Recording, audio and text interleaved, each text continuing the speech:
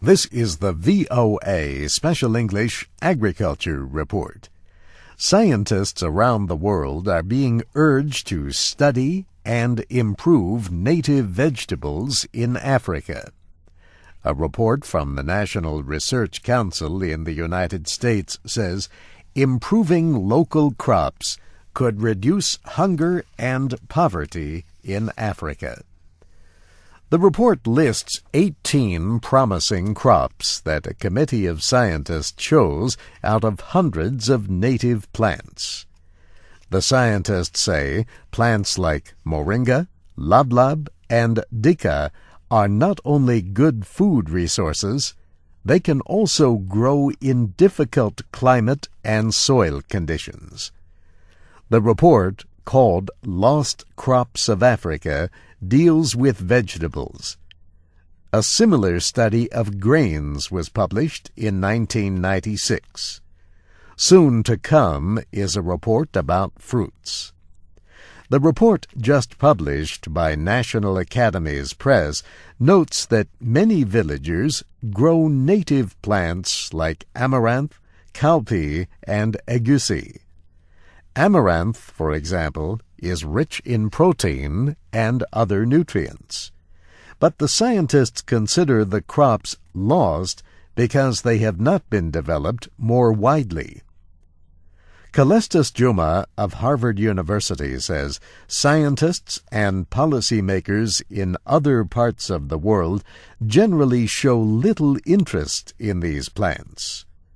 Colonial rulers in Africa imported crops like rice, wheat, corn, and soy.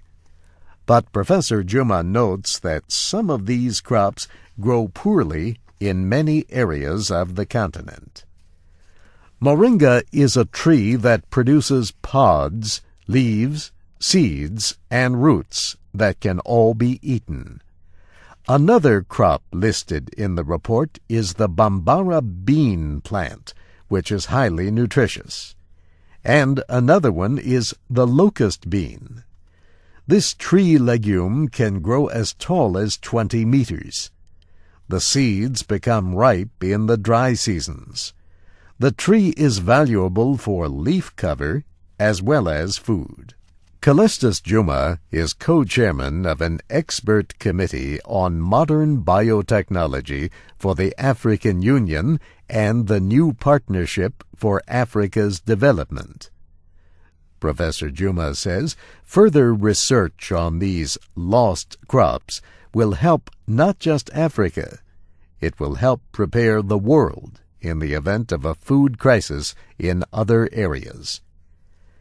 Agricultural scientist Norman Borlaug led the committee that prepared the report. He won the 1970 Nobel Peace Prize for a green revolution based on improved wheat he developed. Norman Borlaug was a Rockefeller Foundation scientist for many years. In September, the Rockefeller Foundation and the Gates Foundation announced a joint effort called the Alliance for a Green Revolution in Africa. And that's the VOA Special English Agriculture Report, written by Geraldine Watson. I'm Steve Ember.